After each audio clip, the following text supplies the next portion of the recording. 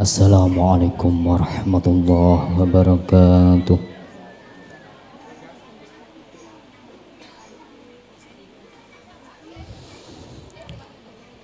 A'udzu billahi minasy syaithanir rajim.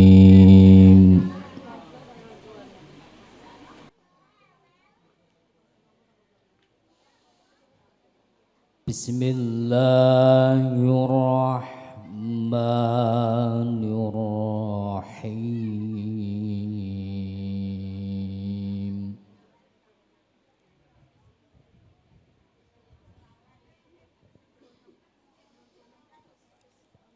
Ya ayyuhan nasu taqu rabbakumul ladzi khalaqakum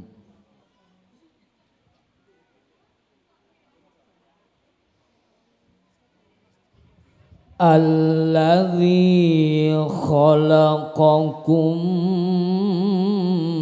min nafsin wahidatin wa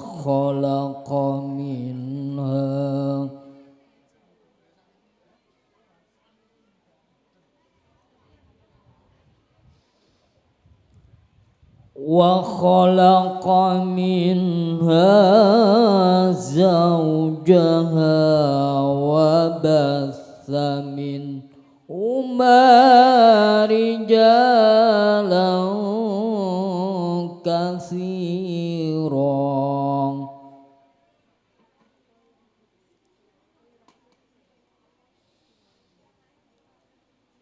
wa batha minhuma rijalan katsiran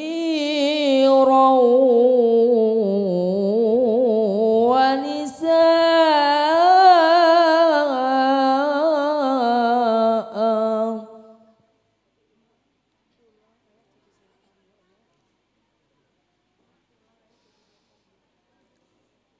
wattaqullaha alladzi tasaaluna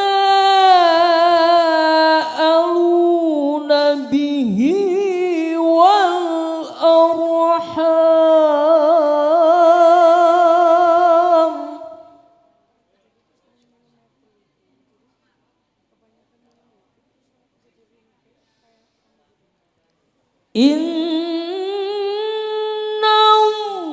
Allaha kana alaikum raqiban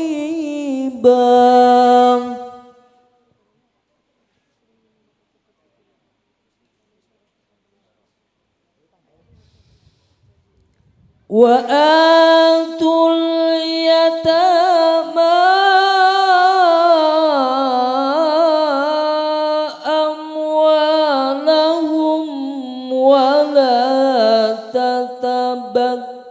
dalul khabisa bil thayyib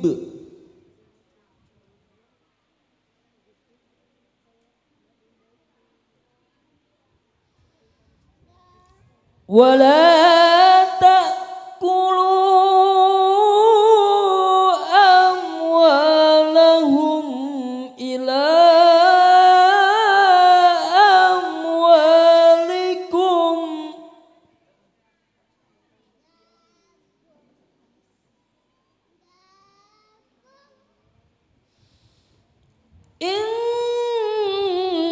innahu kana huban kabiran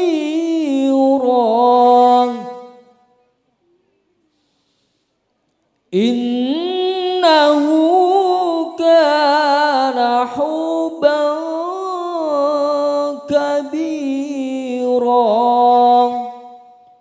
Sadaqallahul azim. Wassalamualaikum warahmatullahi wabarakatuh.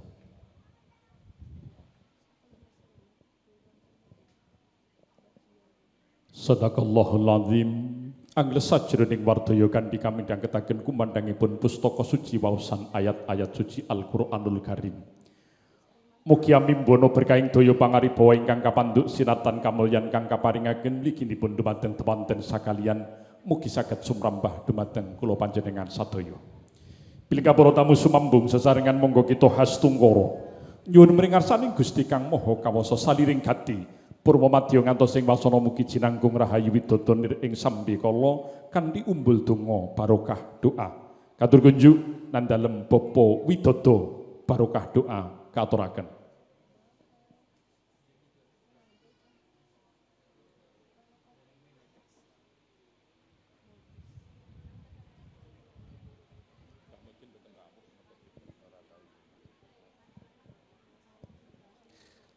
Assalamualaikum warahmatullahi wabarakatuh.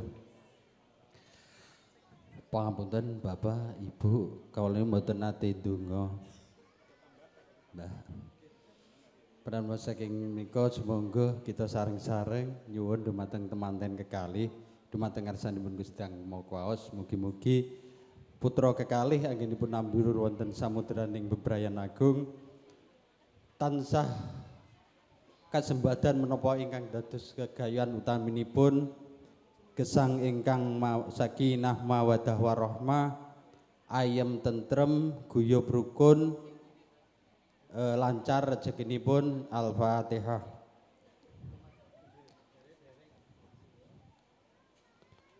Semanten matur suwun. Assalamualaikum warahmatullahi wabarakatuh. Amin amin ya rabbal alamin. Umbul donga kanthi berkah suratul Fatihah mugi andayanani. Mringat maja pinanganten sarimbit anggenipun nembut silaning akrama mbangun bebrayan pinaringana keluarga ingkang kebak barokah sakinah mawaddah warahmah. Amin amin ya rabbal alamin. Piningah para tamu kakung sumahwana putri kang anggung mestuti mring pepoyaning kautaman. Kepareng kalenggahan Kang Raharjo saderengipun katindakaken dawuh pangandikan pasrah mewah panampining temanten. Kalenggahan menika badhe kepareng katindakaken pamundhut citra foto temanten nyekapaken anggenipun winates Kanjeng Rama mewah Kanjeng Ibu anggenipun putra kaliyan Kang putra temanten. Kalenggahan Kang Raja kepareng sumambung foto temanten keluarga saking Madiun saking Dolopo, keluarga temanten kakung ingkang asmanipun kalenggahan nika kula aturaken jumbuh kalian seratan nawala daftar foto ingkang kula tampi buntel snack ngoten jenenge bahasane lek MC nawala nggih ingkang kula tampi ning jane buntel snack nggih. Katur dhateng Bapak Sabar sekalian kepareng mangke kasuwun foto temanten. Lajeng katur dhateng Bapak Sugi beserta keluarga, Bapak Sarji beserta keluarga, Bapak Wagimun sekeluarga, Pak Samuk sekalian garwa. Nyuwun pangapunten mbok bilih asmanipun anggen kula ngaturaken dawuh wonten ingkang lepat. Pak Samuk nggih leres nggih. Nggih, Bapak Samuk sekalian. Lajeng katuraken dhateng Bapak Makruf sekalian, Bapak Mujiono sekalian, Pak Kijan sekalian, Mbak Ira sekalian garwa ugi kasuwun foto temanten. Sepisan malih kalenggahan menika katur keluarga saking temanten kakung keluarga saking Dolopo Madiun. Jumbuh seratan daftar foto ingkang kula tampi wonten ing kalenggahan Kang Raja kasuwun foto temanten katur dhateng Pak Sabar sekalian. Nuwun katur dhateng Bapak Sugi sekeluarga, Bapak Sarji sekeluarga, Pak Wagimun sekeluarga, Bapak Samuk sekalian, Bapak Makruf sekalian, Bapak Mujiono sekalian, Pak Kijan sekalian, Mbak Ira sekalian. Pilih para tamu kakung sumahwana putri sinambi adicara foto temanten kalenggahan Kang Raja katindakaken kepareng adicara kalajengaken imbal wacana dawuh pangandikan pasrah mewah panampining temanten. Kawiwitan kanthi dawuh pangandikan pamasrah temanten kakung saking keluarga agung Dolopo Madiun kang kepareng kajibah ngaturaken pasrahing temanten kunjuk katurunan dalam panjenenganipun Bapa Sabar sasono pamasrahing temanten. Monggo monggo Bapa katuraken kanthi suka mewah rena pegalih.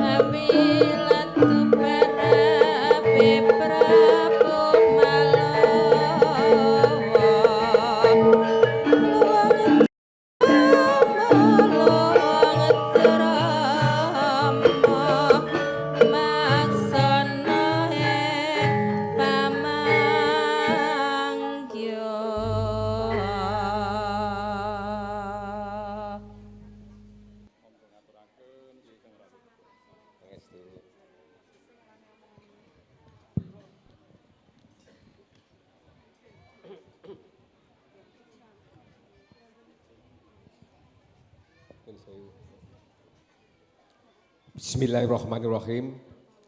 Assalamualaikum warahmatullahi wabarakatuh. Sing wingking saja kirang kompak nggih. Kersanipun rodi kompak kula wangsuli malih nggih. Assalamualaikum warahmatullahi wabarakatuh.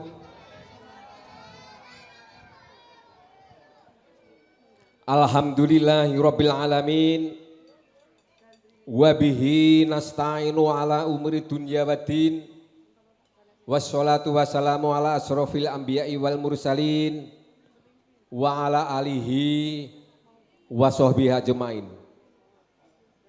Rabbi shrahli sadri wa yassirli amri wahlul 'uqdatam min lisani yafqahu qouli. Amma ba'du. Nuwun kawula nuwun kunjuk dumateng panjenenganipun para pepunden, para sesepuh aji sepuh ingkang dahat kinurmatan, kunjuk dumateng al mukarrom, para alim, para ulama, Bapak Haji, Bu Hajah ingkang satuhu luruhing budi, kunjuk dumateng para rawuh, para undangan, pilenggah sedaya kakung Sumawana Putri ingkang suka hanetepi darmaning agesang ingkang satuhu pantes sinudarsana. Khususipun kunjuk dumateng panjenenganipun Bapak Jianto Gotrah kulawarga ingkang berbahagia. Nun inggih saderengipun kawula matur wonten ing ngarsa panjenengan langkung rumiyin panjenengan sedaya sumangga kawula dherekaken muji syukur wonten ngarsanipun Allah Subhanahu wa taala ingkang sampun paring pinten-pinten rahmat nikmat dumateng kula panjenengan sedaya sahingga ngantos ing wekdal siang sonten punika kula panjenengan sedaya saged pinanggih sapejagong wonten dalemipun Bapak Jianto utawi panjenenganipun Mbah Kung Marmin. Ngaten nggih. Kanthi kawontenan sehat mboten wonten rubeda menapa kemawon pramila sumangga syukur kita ikraraken kanthi wausan hamdalah. Alhamdulillahirabbil alamin.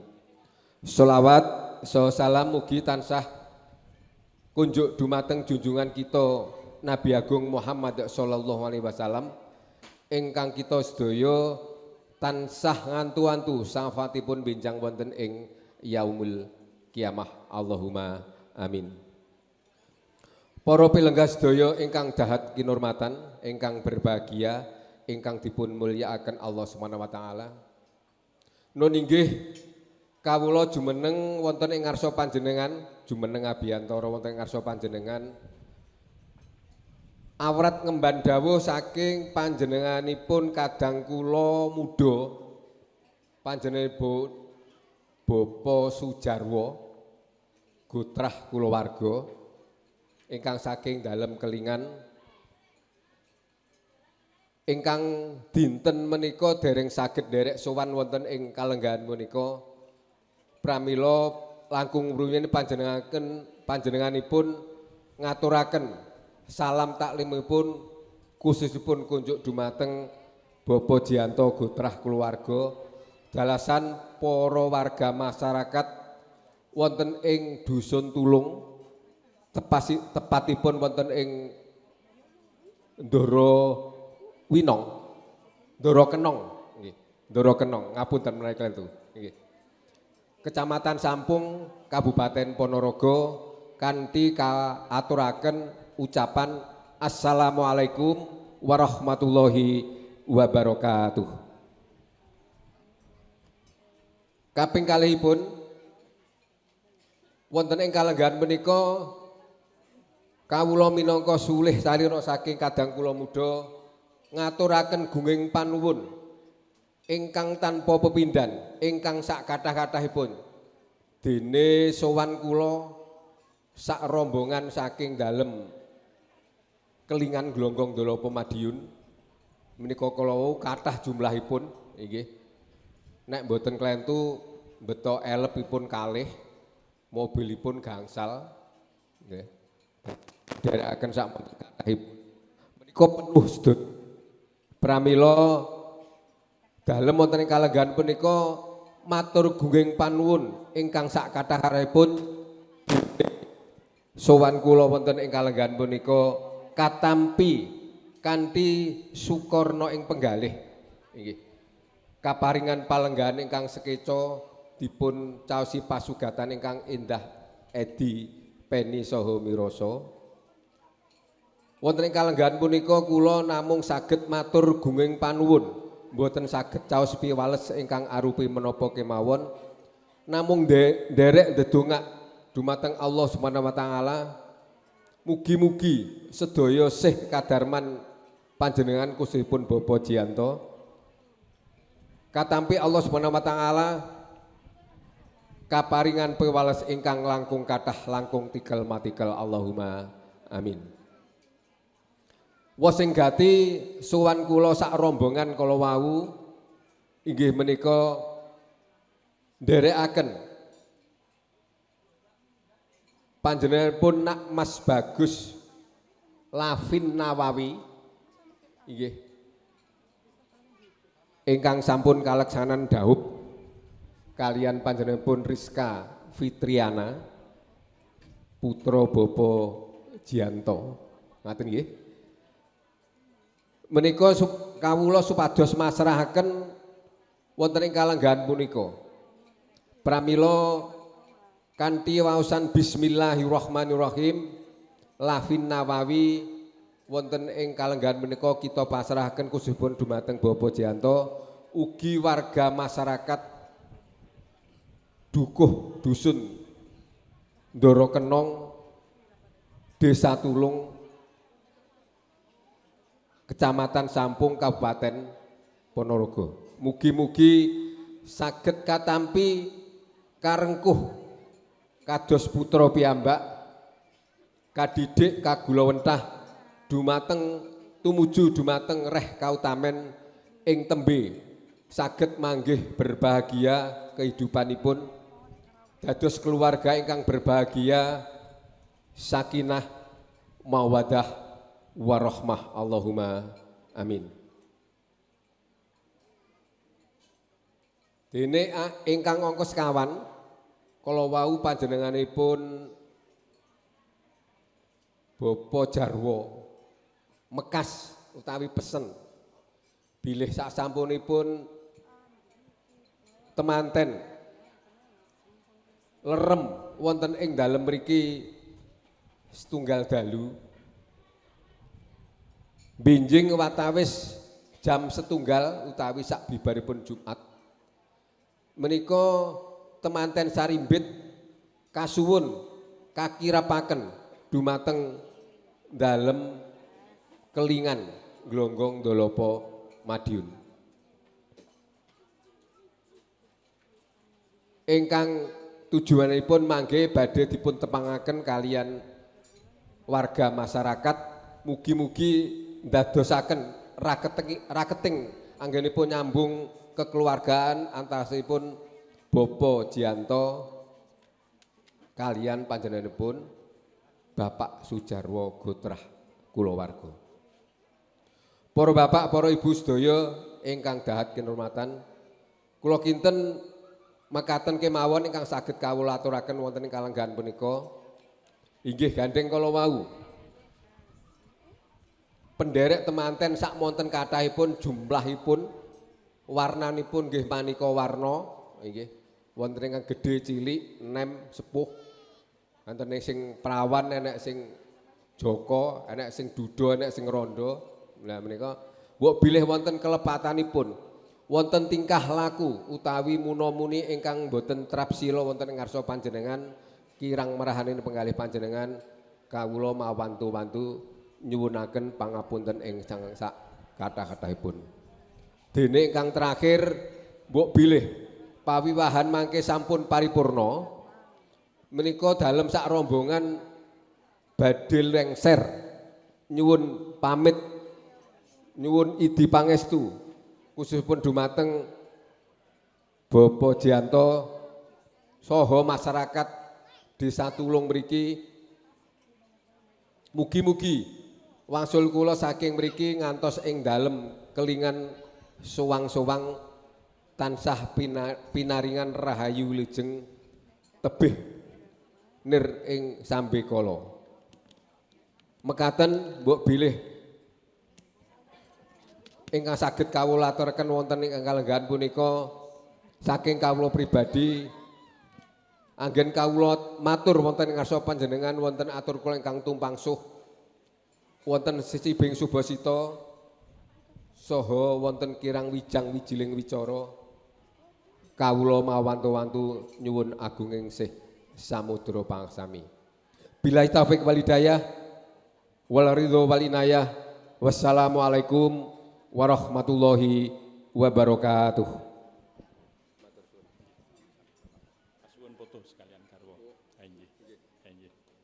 Waalaikumsalam warahmatullahi wabarakatuh.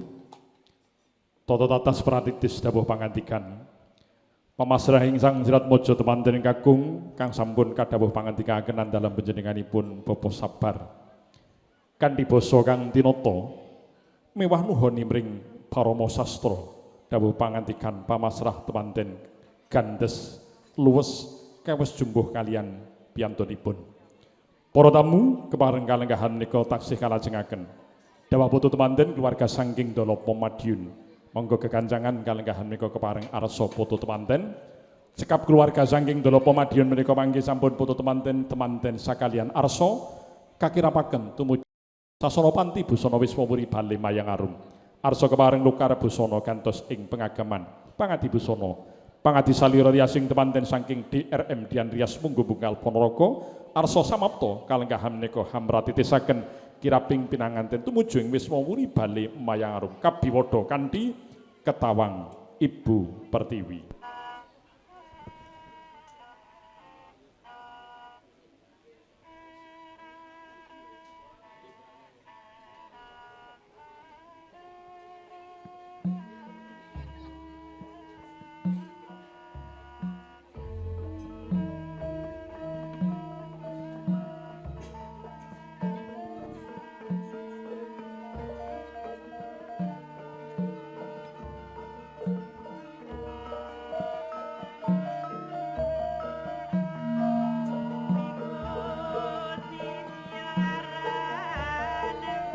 Para manggala mewah putri Domas daya samapta ing diri sawega ing gati. Andherekaken Sang Sirat Mojo pinanganten sarimbit. Mas Bagus Lavin Nawawi kanthi kusumaning ayuni Mas Rizky Fitriana. Arsa wonten ing kalenggahan Kang Raharjo. Kepareng kakirapaken tumuju ing Wiswamuri Bale Mayang Arum. Arsa kepareng lukar busana gantos ing pangageman.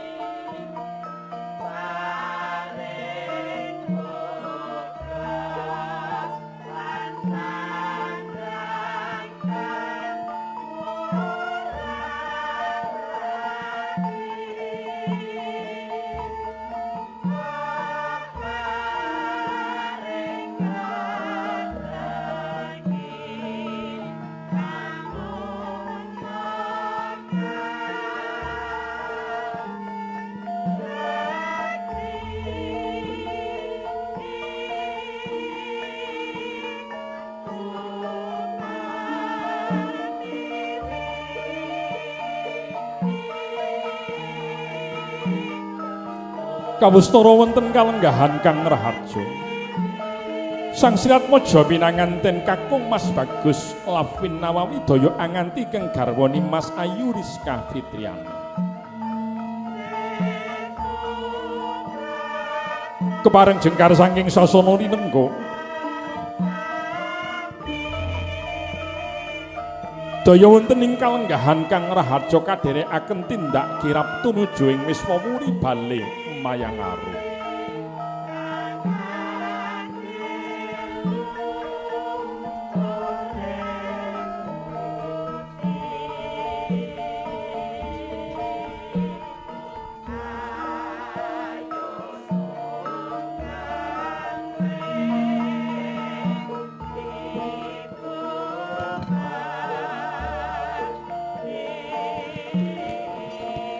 Tindak ing Sang Sirat Maja winanganten sarimbit jumangkah katon sapecak kandhek satindak kandhek sajuru salampah.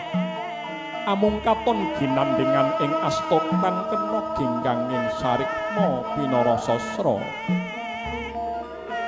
Kang kakung mulat marang ingkang garwa hambalang lirik ing netra tempur ing pandulu ambabarake tresnaning asmara.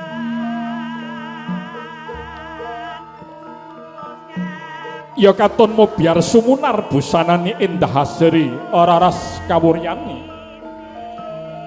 Kongas gandan yo ngambar ngebaki jroning sasana wiwaha. Katon tinartes kang kinarya rerengganing busana.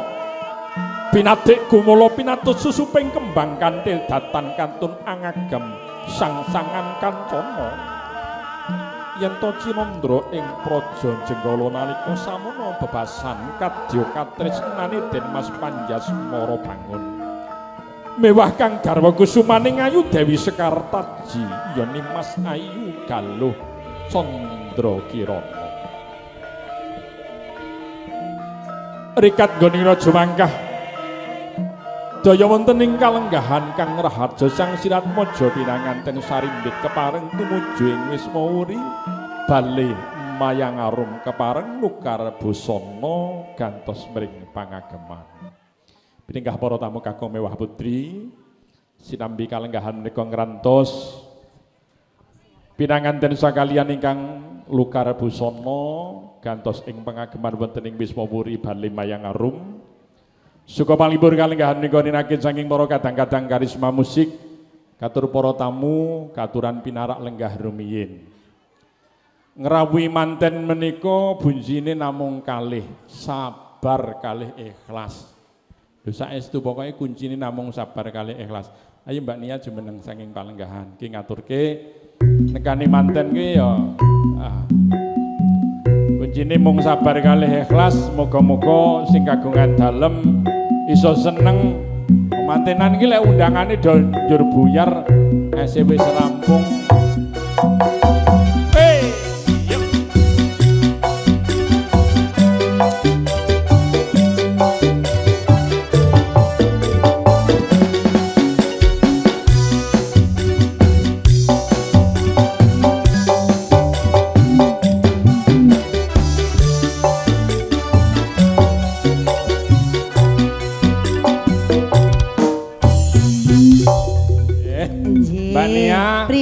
Karangkates berada di kota Malang. Karangkates biasane artinya lek wis medun eski persiapan undangan mau pulang. Oh ngoten. Niki mantene sik ganti ya kudune dinteni. Sabar sautawis. Rawuh wonten mriki hormat kalih manten muga bunjine sabar. Sapa sing sabar rezekine bakar pinaringan jembar. Sing ora sabar mantenan rung sampai kok ampun wasul. Muga-muga bokonge mekar. Loh. Ya piye? Napa niku? Tanggaku tak dongake ya ngono kuwi ibu-ibu mantenan durung rawuh tak dongake muga-muga bokonge mekar sesuk udunen. Ampun to. Tenan, niku mandi winginane ya ngono kuwi mergane ya sing di omah puwegel niku mantenan rung sampe kok do mulih ngoten. Es sing medhono mulih apa rene golek es ngono iki rasan-rasan ibu-ibu niku lho nggih. Nggih. Sabar Pak nggih. Dipun rantos sauntawis. Sabar Bu nggih. Alhamdulillahirabbil alamin. Napa tembangipun? Setengah tembang minangkani pamundutan menika nggih. Dari kru DRM. Nggih, nggih. Apa kuwi? Dian Rias Munggu Bungkal Ponorogo. Nggih. Sesabaran karisma musik.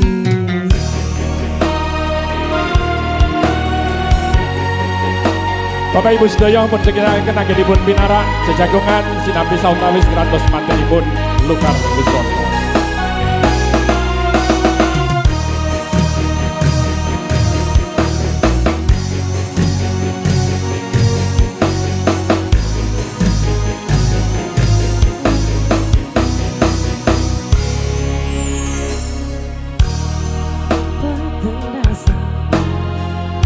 tidak nanda sengitelian hanya aku kowe labuh katresnan kang mas wong bagus tajalojo selek katresnan pancene tresno kuwi akeh pacoban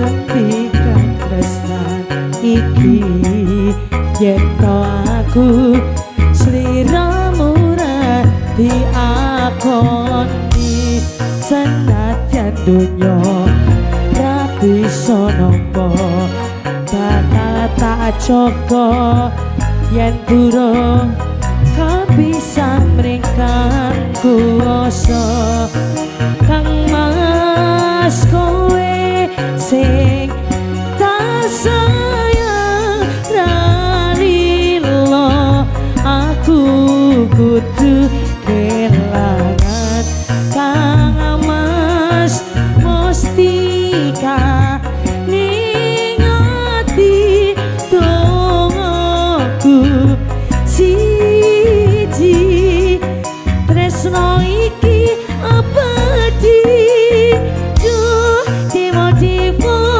nias moro kuatno ati kawula anggon kula labet tresno datang kendhat saking joko tak rewangi tak pateni laire tresno kang suci kasunyatan yen to aku sliramu isih nyawiji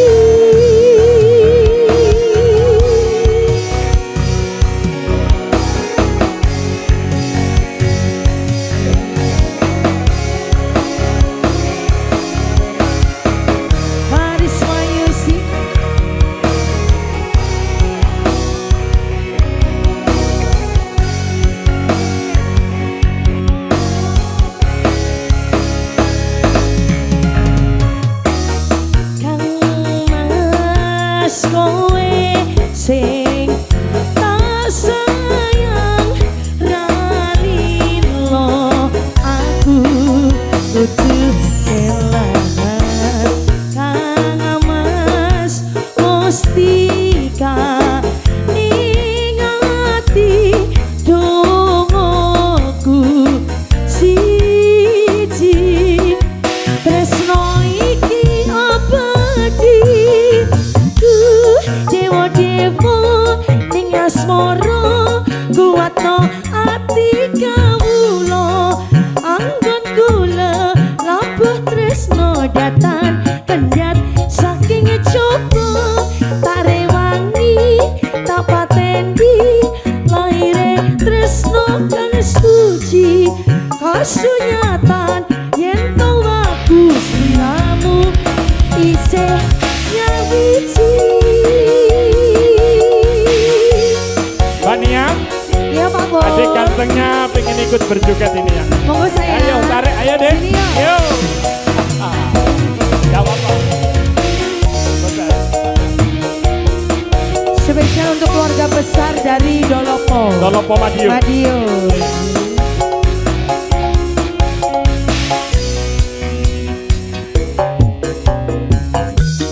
Kang mas kowe sing nyata sayang ralilo aku kudu kelangan mas mustika ning ati dongaku siji tresno iki abadi duh dewa-dewa ning asmara kuatno ati kawula anggon kula labuh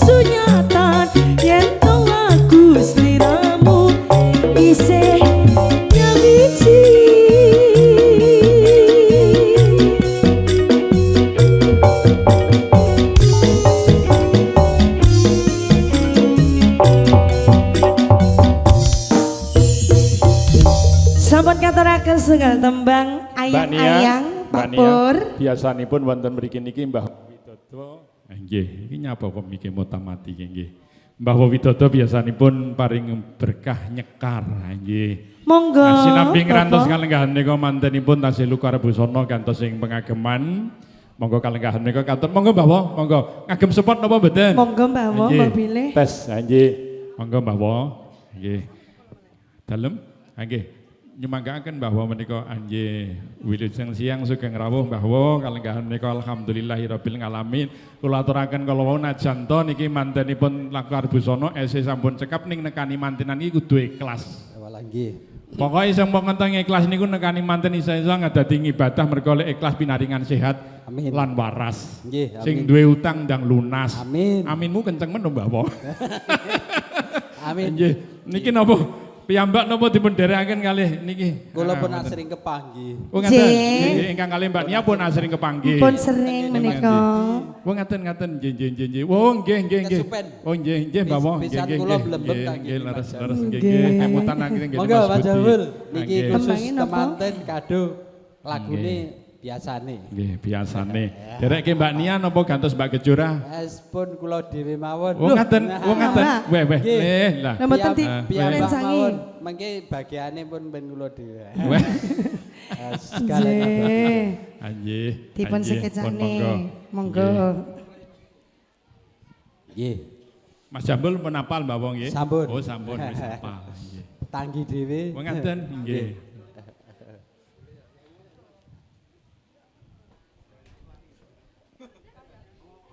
Anjih. Alhamdulillahirabbil alamin. Lho kok tanggi niku pripun? Kali Mas Jambul. Lah kula celak mriki Mas Jambul ngihitan sabin mriku. Oh, asal mriku. Nggih, garwane Oh, Mas garwanipun Jambul. mriku to nggih. Nggih. Oh, sak ngerti kula kok mriku to, Pak? Oh. Niku sing pundi niku? Niku Mas Jambule ya. Oh nggih, celaken mriki kemawon nggih. Nggih. Anjih. Tumut pundi nika mriki? Ya dukuhipun dukuh bilang nek desane Desa Tulung. Oh, desanipun nggih Nggih, tulung. Wong desanya ngaten Tulung. nggih. Heeh. Pripun Mas Jambul siap monggo kepareng derekaken bahwa Widodo kalenggahan menika Nggih, nyekar. ingkang saking kelingan Nggih. sabar nggih, Anjih. Pak Bu. Nggih, sabar Nggih. ing penggalih. Mas kula nggih kelingan mriku. Ah, ngaten nggih. Sakwetane panjenengan. Oh, ngaten. Mas Suyadi niku mas kula. Oh, Nah, ngaten. Nggih. tuh. Monggo Mas Jambul.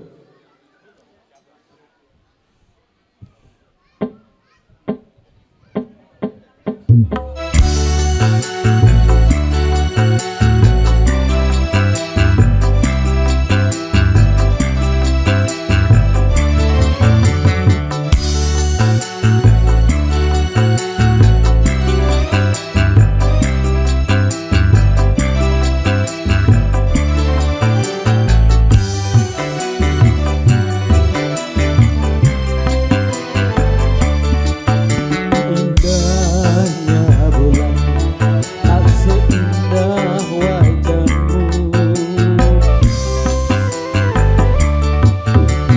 Hitamnya arang tak sehitam rambutmu. Engkaulah sayang mutiara hidupku. Engkaulah sayang segalanya bagiku. Besarnya gunung tak sebesar cintaku padamu. Hai, mudah-mudahan teman-teman berdua segalanya untuk berdua.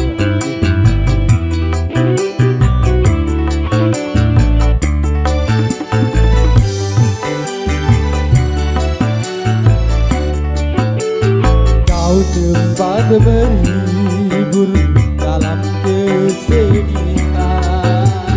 Kau tempat bercumbu dalam kerinduan.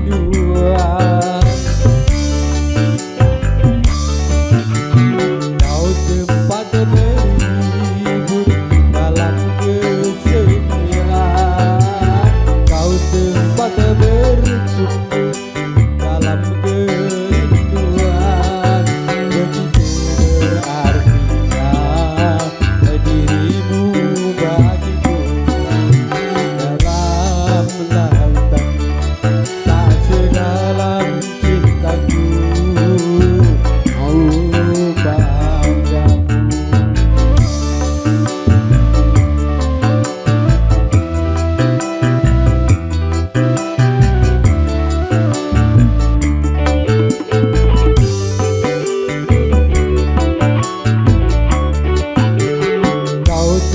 pada berhibur dalam kesedihan, kau tempat berjumpa dalam kerinduan.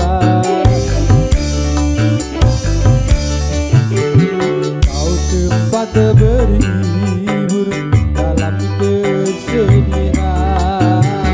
kau tempat berjumpa dalam kerinduan.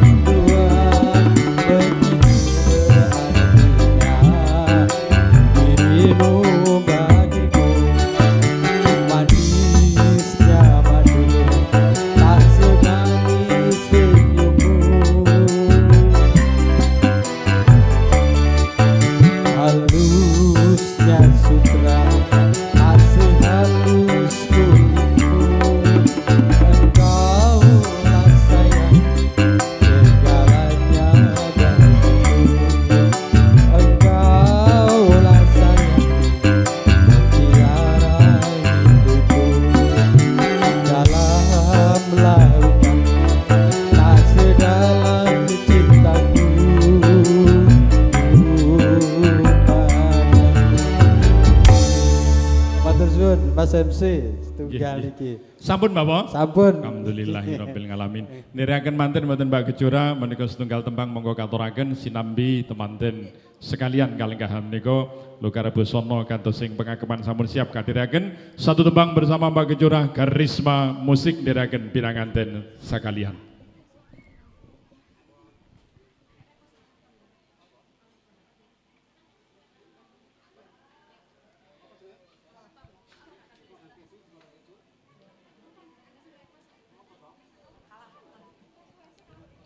Katut DRM Rias Temanten Dian Rias Bunggu Bunggal Ponorogo kalenggahan mika samapta kepareng dherekaken pinanganten tumuju ing sasana rinengga.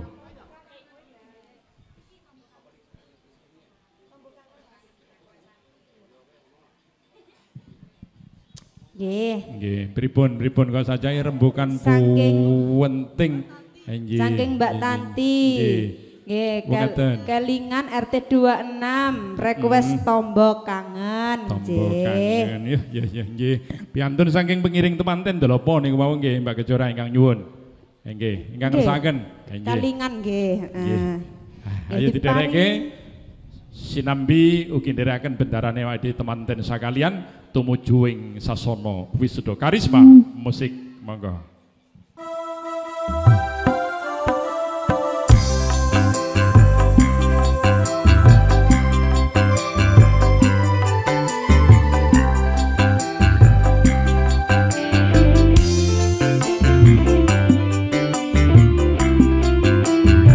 Katur Mbak Tanti dari keluarga temanten laki-laki dari Kelingan Lombok.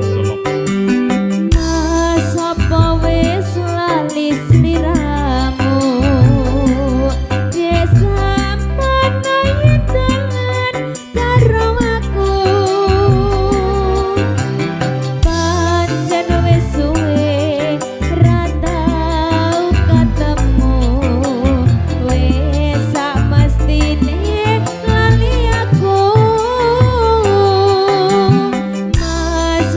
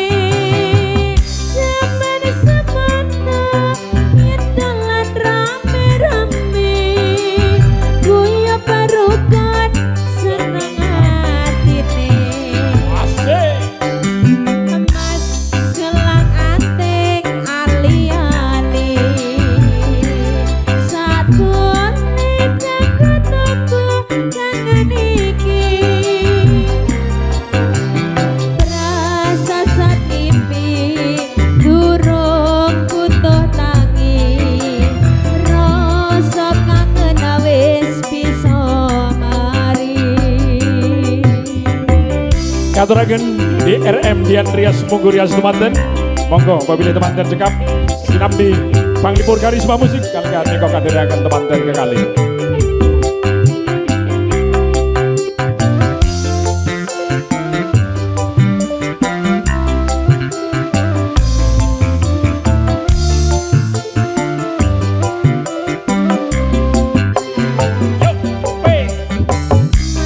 Apa wis lali sliramu desa kaya dolan karo aku pancen wis suwe ra tau ketemu wis sak mestine lali aku mas mumpung saiki ketemu joget temen karo aku radio tombo kangenku kangenmu bali eling nalika iku sepira sedih waktu menunjol dewe nganggon terus eling kancane jaman semono yen jangan rame-rame kuya perukun seneng atine Mas gelang anting ali-ali satu lit kanggo tambah kangen iki rasa satimpi durung kuso tangi rasa kangen wis bisa mari rasa satimpi durung buta tangi rasa kangen wis bisa mari. Terima kasih matur nuwun Mbak Kejora kalenggahan meka satu tembang pamundhut sangging keluarga temanten kakung. Inggih ingkang sampun pun aturaken mugi dadosaken suka mewah renaning penggalih. Sinambung kalenggahan meka kepareng kasuwun putu temanten sangging keluarga tulung sampung sangging Ndoro Kenong kasuwun putu temanten katur kunjuk dhateng Bapak Marmin sekalian. Kalajengaken katur dhumateng Bapak Setu sekalian, Mbok Sih kalih Mbak Eni, Bapak Siti sekalian, Mas Edi sekalian, Bapak Bonari sekalian, Mas Naryo sekalian. Katur ugi dhumateng Mas Ratno sekalian, Mas Farid kalian, Mas Ruri kalih Bapak Miran. Kasuwun ugi keluarga saking Karangwaluh. Kasuwun putu temanten Mas Budi, Mas Riyadi, Mas Hasri, Mas Heru, Mas Slamet, Mas Agus. Katur kalenggahan menika keluarga saking Karangwaluh kasuwun putu temanten. Piningkah para tamu sinambi kalenggahan menika adicara putu keluarga katindakaken kepareng adicara kalajengaken. Tumapaing adicara salajengipun atur dawuh pangandikan pambagyo kawilujengan ugi kepareng hanampi pasrahing temanten. Piniji saking Kang Hamenggo Gati katur nandalem panjenenganipun Bapak Gunanjar. Monggo sasono katuraken. Kawilan tumerape Prabu Malawa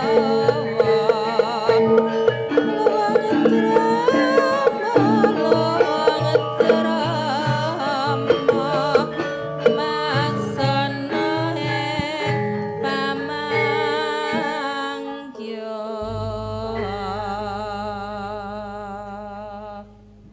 Nyuwun sewu Mas Pur. Jenengan supe kalih kula. Kala wau panjenengan dawuh akeh dosa karo Mas Jambul. Jenengan niku dosa kalih kula kuwatah tapi ra galingan. Nyuwun pangapunten saderengipun kula awiti nggih. Niki debat. Nalika kula nderekaken Sri Atmaja Panganten mriki dhateng Jambon. Kula niku manggahe keringet kula niku sak grontol-grontol Mas. MC-ne panjenengan to. Dados niki mengke cara ngertos Mas Jambul niku MC-ne panjenengan. Sing jelas wau dalu niku kula sowan pujangga sing supaya Mas Pur sesuk rene iki genten sak ndok-ndok kringete kan ngaten to. Nggih. Kula nate panggih panjenengan supe. Nyuwun pangapunten para Bapak Ibu satipun matur, kala wau sampun dipun aturaken kalian panjenengan Mas MC Mas Pur. Innallaha ma'as-sabirin. Dadi tatanane wong urip niku nek sabar dadi kasane Gusti Allah. Biasane acara ngeten niku urung sampai byur ngoten. Lah mau karo sapa kan ngaten to. Pramila alhamdulillah kanthi kesabaran panjenengan adicara dereng rampung tetep panjenengan wonten mriki matur sembah nuwun. Assalamualaikum warahmatullahi wabarakatuh. Leres ngendikanipun Mas Jambul wau kalau Mbak napa? Kalau wau ngendika nek pisanan iku ora krasa. Salam barang pisan ora krasa ora dijawab, soal wareg nek ping kalih ngapunten kula balenane. Assalamualaikum warahmatullahi wabarakatuh. Matur suwun. Bismillahirrahmanirrahim. Alhamdulillahirabbil alamin. Wassalatu wassalamu ala asrofil anbiya'i wal mursalin wa ala alihi wa ashabihi ajma'in. Hamdan liman qala fil Qur'anil Karim. Bismillahirrahmanirrahim. Wa min ayatihi an khalaqalakum min anfusikum azwajan litaskunu ilaiha. Litaskunu ilaiha wa ja'ala bainakum mawaddatan wa rahmah. Inna fi dzalika la ayatil liqaumin yatafakkarun. Al-ayah amma ba'd. Al-Mukarram para alim, para ulama, para kiai ingkang rinten dalu tansah sumanding kalian para linambaran kalian pustaka suci Al-Qur'anul Karim ingkang dahat kinabekten kunjuk dumateng saking para pepunden, para pinisepuh sebutalah hati sepuh ingkang legya ing pitutur saha pana ing pamawas. Boten muka yen handika sami tansah sinudarsana kalian para kawula dasih sedaya menika kula wahwet saking luhuring bebuten handika sami ugi ingkang dahat kinabekten. Para Bapak Ibu tamu undangan mliginipun dumateng panjenenganipun Bapak Sujarwo sagotrah keluarga ingkang mijil saking Lalatan Dolapa Madiun ingkang sulistya ing budi ugi ingkang dahat kinabekten. Sedaya para pangombyong ing Sri Atmaja Kakung ingkang mijil saking Laladan Glonggong Madiun Jawa Timur ingkang sulistya ing budi ugi ingkang dahat kinabekten.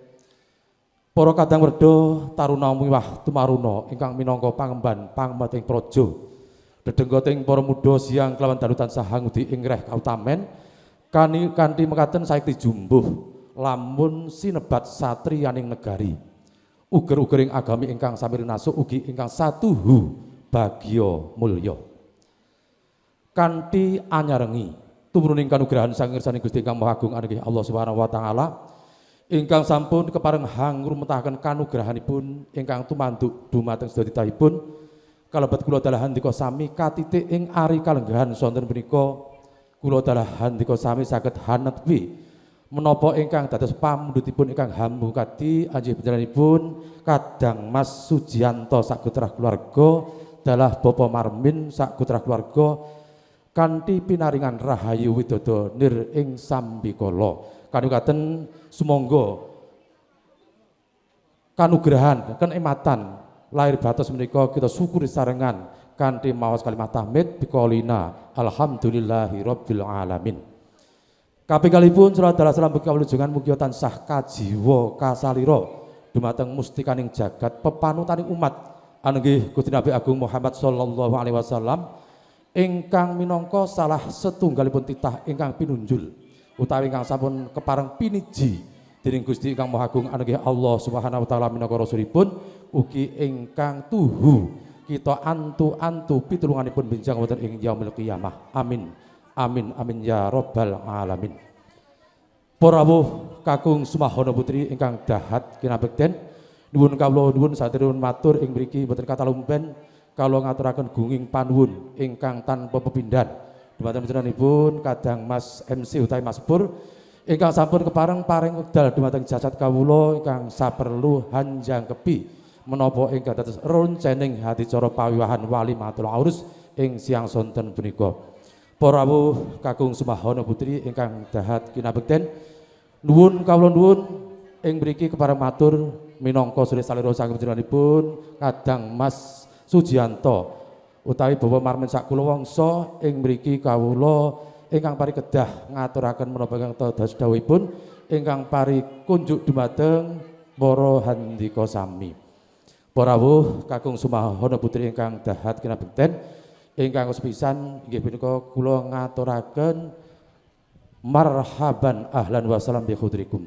Ngaturaken sugeng rawuh matur sembah nuwun atas rawuh panjenengan sami dene menapa panjenengan sami kersa karaya-raya bucal tempo utawi wekdal panjenengan ingkang saperlu angrawi menapa ingkang dados pamundhutipun ingkang hambu gati ajeng panjenenganipun kadang Mas Sujianto sakutra keluarga Bapak Marmin sinaosa sedaya menika kula namung lumantar saksuwek nawala undangan ingkang kaparingaken dhumateng panjenengan sami saderengipun uga semanten panjenengan kersa nuhoni menapa ingkang dados pamundhutipun ingkang hambu gati pramila ing mriki minangka sedherek saking panjenenganipun Bapak Marmin sakutra keluarga utawi panjenenganipun kadang Mas Sujianto ngaturaken gunging panuwun mugi-mugi amal saha pangorbanan panjenengan menika kula wau estu tinampi wonten ngarep Allah Subhanahu wa taala dipun paringi piwales ingkang langkung sae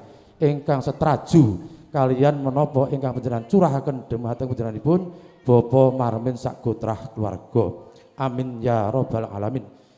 Para rawuh kakung sumahana putri ingkang dahat kinabekten salajengipun nyuwun pangapunten.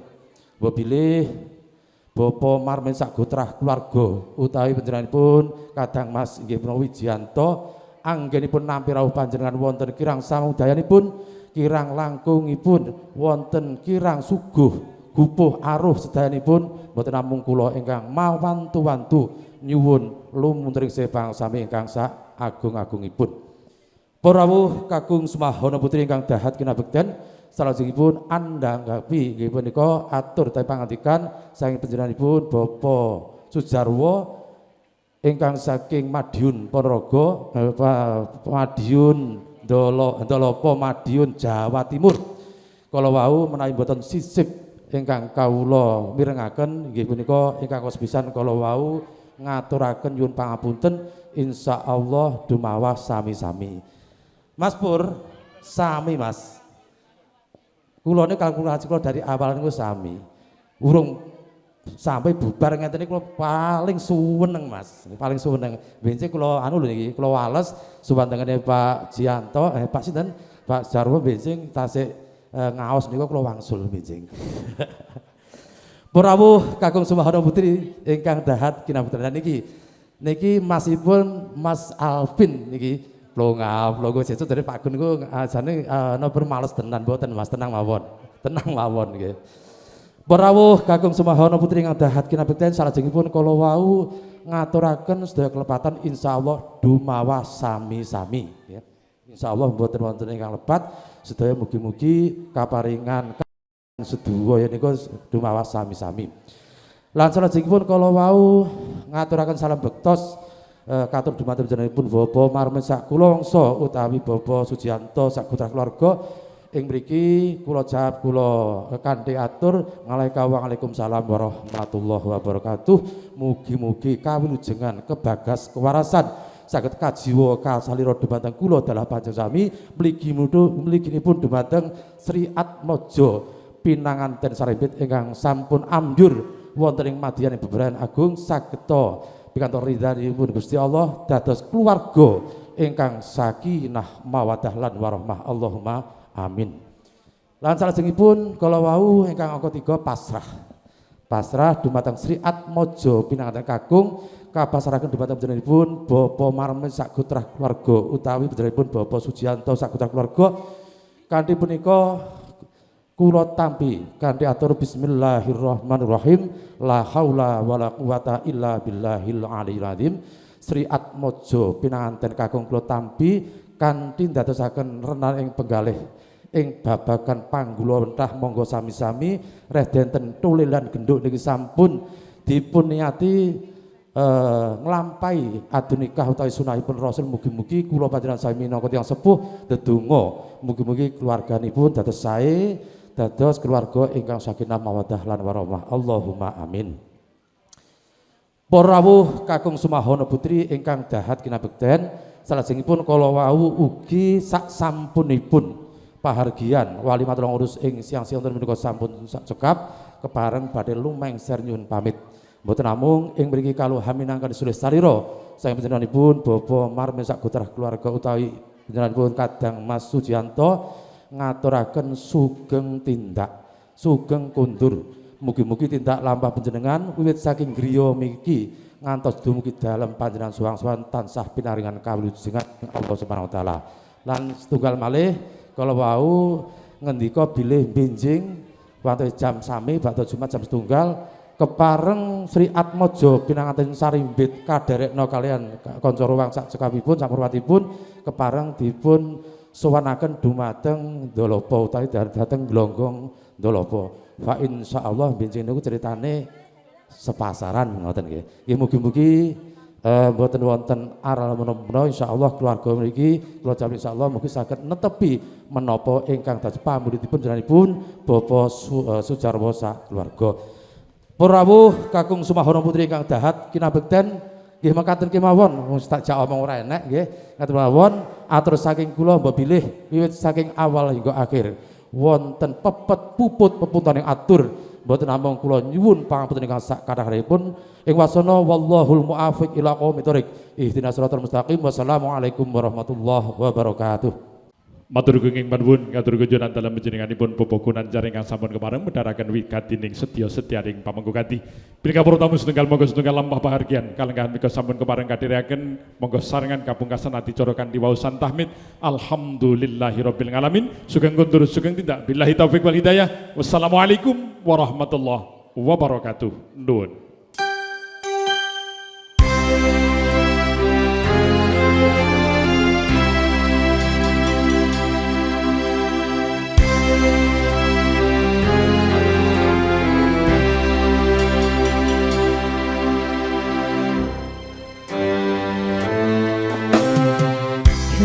Kediten tenang Jumat Sirabis Sedaya kru kangge timbalan wonten ing pahargyan upacara mangke jebuing temanten DRF yen rias monggo rias temanten bersama dengan Arif Moto Fotografi dan Shooting, Arinda Jaya Audio dan Karisma Musik ngaturaken yen pangapunten sedaya kelepatan sedaya kekirangan pepanggihan ing wekdal lindunipun. Nuwun.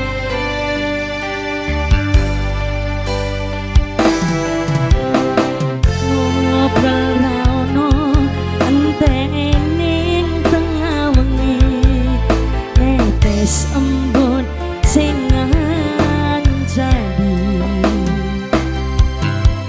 aku sampeyan kaya lagi kas marat dangan laku tekan tuwa bebarengan matur suwun wis kancani aku selama iki wis iso saling nguat-nguate kudu wong liya sing ra seneng hubungan iki berlanjut kata melakoni banter tenan angini saya dewasa ngenteni badai terang nanging sinau tarining tengah udan.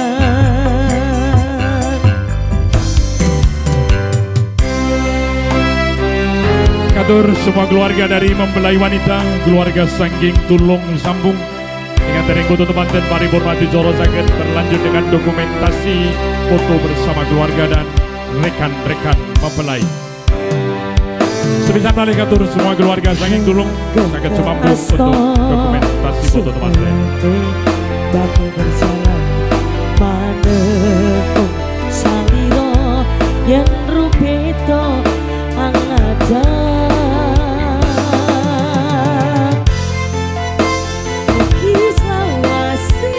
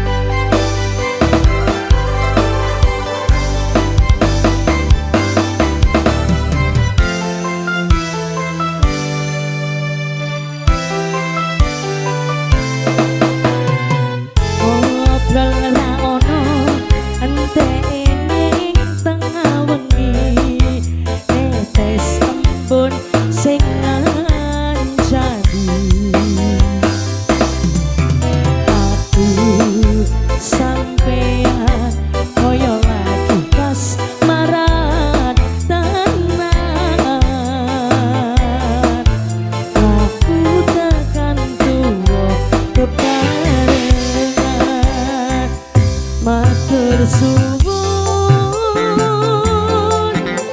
wis ngancani aku selama iki wis iso saling nguat-nguatke kudu wong liya sing ra seneng hubungan iki berlanjut tatap lakune ning jaba banter tenan angine saya diasarangan tendi badai terang nanging sinau nari ning tengah hutan matur suwun wis ngancani aku selama iki wis iso